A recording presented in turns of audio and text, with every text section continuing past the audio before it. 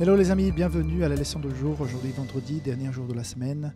Bientôt c'est le sabbat, bientôt c'est le moment de fraternité, d'aller à l'église, de partager la parole, de louer, de prier ensemble. Donc un moment privilégié. J'espère que tu planifies déjà ta visite à l'église demain, que tu puisses t'organiser avec ta famille pour que tout le monde puisse y être. C'est un honneur, c'est un privilège, c'est un cadeau de Dieu pouvoir donc aller et pouvoir adorer. Si jamais, toutefois, tu es malade, tu es trop âgé, tu es en déplacement, il y a quelque chose qui t'empêche parce que tu vis très très très loin de l'église, c'est tout à fait compréhensible. C'est bien d'avoir parfois le culte sur Internet ou bien d'inviter quelqu'un qui soit plus proche pour pouvoir partager ce sabbat avec toi. Mais en tout cas, que tu puisses vivre cet esprit du sabbat, cet esprit de communion. Ok. Aujourd'hui, dernier jour de la semaine, nous avons plusieurs points qui ont été abordés dans la semaine. Je ne vais pas repasser tous ces points, mais je voudrais revenir sur la mort de Jésus et l'implication concernant ce conflit entre Satan et Dieu.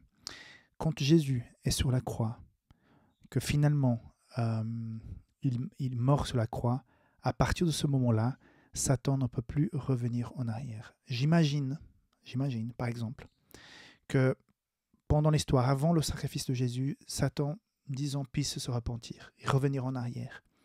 J'imagine que Dieu, de toute façon, aurait envoyé Jésus, que Jésus serait de toute façon sacrifié, pas sur une croix comme il a été, mais peut-être sur l'autel du temple par le souverain sacrificateur à ce moment-là, en guise du pardon du péché. Et Satan, entre guillemets, serait aussi là pour recevoir donc ce pardon grâce à ce sacrifice. Donc c'est toute une hypothèse personnelle de Rickson, ok, mais j'imagine que cela aurait eu lieu. Mais à partir du moment où Jésus est mort, c'était donc révélé à tout l'univers la profondeur et l'ampleur des conséquences du péché. À partir de ce moment-là, l'univers tout en entier sait que Dieu a fait le meilleur choix en attendant que tout le monde puisse comprendre que Satan et ses plans, ce n'était pas la bonne décision. Donc, cela aussi va permettre que plus jamais de la vie, le mal puisse refaire surface. Autre chose importante, c'est que quand Jésus, il meurt, mais il va ressusciter 3 jours après, il est en train de dire que la mort, qui est ce sujet tant chéri par Satan, déjà quand il a abordé Ève pour dire non, vous n'allez pas connaître la mort, vous serez comme des dieux.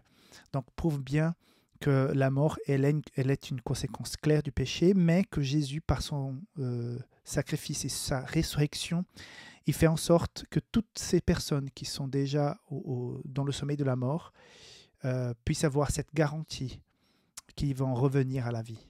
Donc c'est une garantie même pour toi et pour moi. Je ne sais pas si on sera là quand Jésus reviendra, j'espère. Mais si jamais nous entrons dans le sommeil de la mort avant le retour de Jésus, je suis tout à fait reconnaissant à Dieu d'avoir cette promesse que si Jésus est ressuscité, si j'ai donné ma vie à Jésus, je serai aussi ressuscité. Donc c'est un garant qui nous dit, voilà, ne vous inquiétez pas, je vais vous faire revenir à la vie.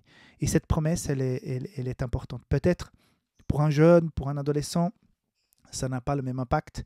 Mais quand on est face à une maladie, on est face à l'âge, on pense de plus en plus à la mort.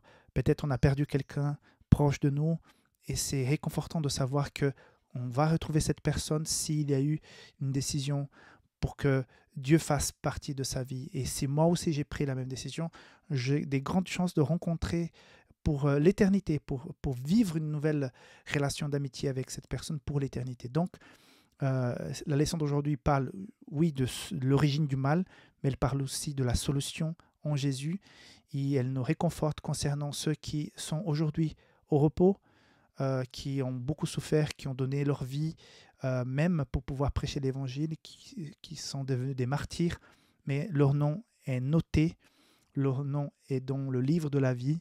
Ils seront appelés à revivre pour la vie éternelle quand Jésus reviendra. Et c'est la même chose pour chacun d'entre nous. Donc j'espère que tu puisses avoir cette confiance. J'ai perdu des gens que j'aimais énormément et j'ai cette conviction, que je vais pouvoir les retrouver et que le plus important maintenant, c'est moi, ma décision. Qu'est-ce que je décide chaque jour vis-à-vis de la foi, de Jésus, des valeurs de la parole de Dieu? Est-ce que je décide régulièrement de le suivre, de faire en sorte qu'il soit le premier dans ma vie?